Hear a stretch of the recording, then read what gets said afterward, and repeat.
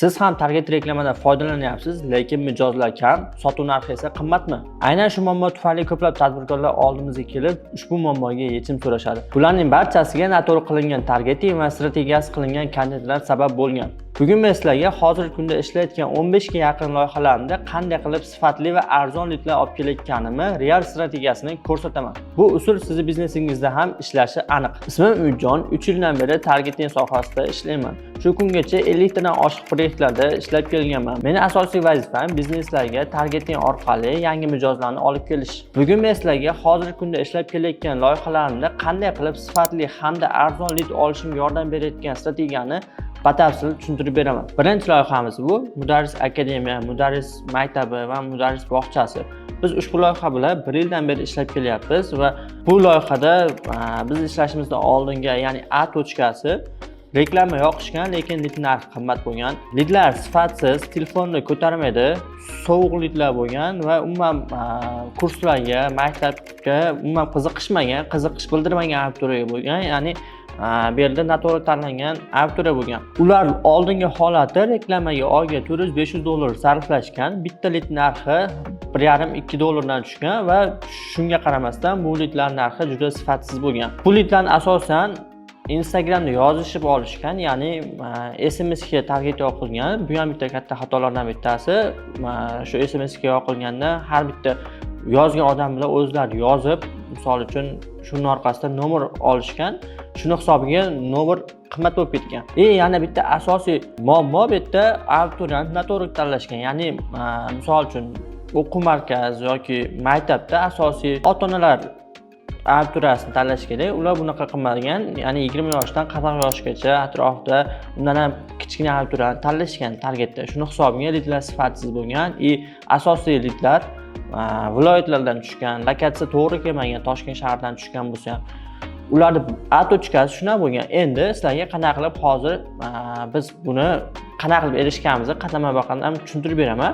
Biz birinchi bosqichda nima qilganmiz? Shu hozirgacha hamma yoqilgan reklamalarni analiz qilib chiqqanmiz. Ya'ni qaysi auditoriyaga yoqilgan, nima uchun lidlar sifatsiz bo'lgan, nima uchun lidlar qimmat bo'lgan, har bitta anaqani analiz qilib muammo nimadaligini topganmiz. Biz asosan qilamiz auditoriyaga qaratdik. Birinchi o'rinda auditoriya kim? Ya'ni mudarris o'quv markazi yoki maktabi yoki bog'chasi bo'lsa, buni auditoriyasi kim? Bizi misol uchun ta'lim kurslarimiz kimlarga sotishyapti? Ular bizdan nima xohlaydi? Shularni ponni o'rganib chiqqanmiz. Auditoriyani tahlil qilganmiz. Ularni asosiy biz auditoriyamiz ota-onalar bo'lgan. Bizning kurslarimizga to'g'ri keladigan farzandi bor ota-onalarni yoshi o'rtacha 22-25 dan 45-50 yoshgacha bo'lgan. Asosan faqat Toshkent shahri bo'lgan. Toshkent shahrining ham misol Sergeli filiali, Qo'yliq filiali, Beruniy filiali shu atrofda yashaydigan ota-onalar bo'lgan. Ya'ni 5 kilometr atrofdagi radiusdagi ota-onalar bo'lgan. Ular asosiy muammosi farzandiga yaxshi ta'lim berishni xohlashadi. Ya'ni ular kelajagini yaxshi ta'minlashni xohlashadi. Ularga mudarris o'quv markazi ishonch qilib, misol uchun yaxshi o'quv markazi, yaxshi maktab qilib ko'rsatishimiz kerak bo'lgan. Ikkinchi bosqichga keladigan bo'lsak, ular misol uchun har bitta lid uchun 1,5-2 dollardan to'lashgan, sifati konversiyasi 10% bo'lgan. Retargeting umuman ishlatilmagan. Ya'ni retarget bu oldin ko'rgan, tanigan odamlar yoki shu mudarris o'quv markazining kurslariga, maktablarga qiziqish bildirgan auditoriyani retarget qilinmagan. Video reklama kreativlarda umuman hooklarga qaralmagan, CTRlarga qaralmagan, shuni hisobiga lid qimmat bo'lib ketgan. Bu prosta pulni havoga uchirish bo'lgan.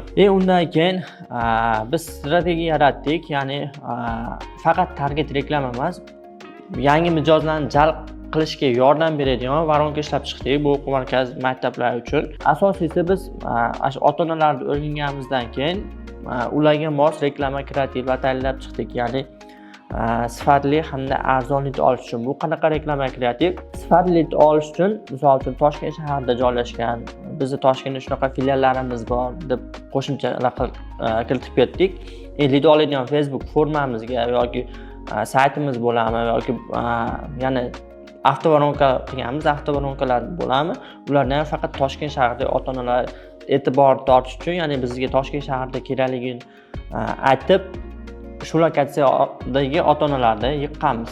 Lidlarni arzon qilish uchun hozir shunday videolarni ham chiqarib ketaman.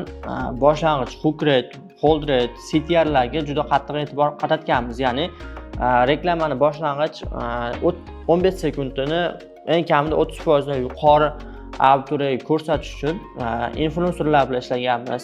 Har xil vizual kontentlar qilganmiz.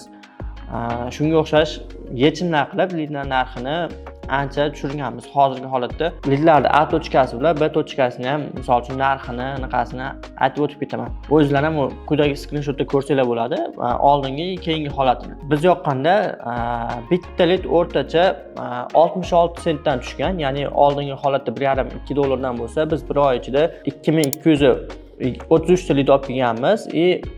O'rtacha lid narxi 66 sentdan tushgan, ya'ni lid narxini 2 baravardan oshiqroqqa tushirishga erishganmiz.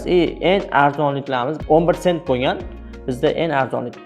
Endi lid sifatiga keladigan bo'lsak, Mudarris o'quv markazini, misol rahbarning ham o'zining feedbacklarni bekka chiqarishimiz mumkin.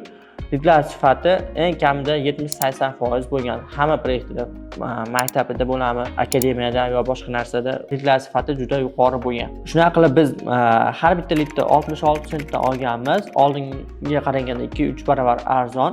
O'rtacha 2000 ta, 2500 ta oyga lidlar berardik. Shu lidlar bilan ishlab oyga 200 tadan oshiq ustunni jalb qilardik. Xulosa shundaki, siz oddiy bitta video olib yoki bitta rasmni tayyorlab qo'yib, bo'ldi, targetga yoqsam menga lidlar keladi, sotuv bang'ilaydi, biznesim o'sadi deysiz, ishlamaydigan narsa. Siz bu yerda tizimni yondashingiz kerak. Har bitta etapga, reklama kreativlarga, varonkalarga, lid sifatiga, har bittasiga aniq ko'rib turadigan raqamlaringiz bo'lishi kerak. Videoni oxirigacha ko'rganingiz uchun sizga maxsus sovg'am bor, ya'ni bu bepul audit. Ya'ni sizni target reklamalaringizni bepulga analiz qilib beraman. Reklamangiz yaxshi ishlayaptimi? To'g'ri auditoriyaga yoqilganmi? Lidlarni arzonlantirish uchun qanaqa narsalarni yechimlar qilishingizni batafsil tushuntirib beraman. Bu taklifim faqat 5 kishi uchun amal qiladi. Bu taklifning ichiga sizni reklama kreativlaringiz ponni analizi, auditoriyani to'g'ri tanlash va eng asosiysi sifatli hamda arzon lidlar olish uchun reklama kreativiga ssenariy yozib beraman. Bu imkoniyatdan foydalanish uchun video tagidagi link orqali kirib, o'z ma'lumotlaringizni qoldiring va men sizga o'zim aloqaga chiqaman. Aytganimdek, joylar soni cheklangan. Bu bepul audit faqat 5 kishi uchun amal qiladi. Hoziroq pastda link orqali kirib, ma'lumotlaringizni qoldiring.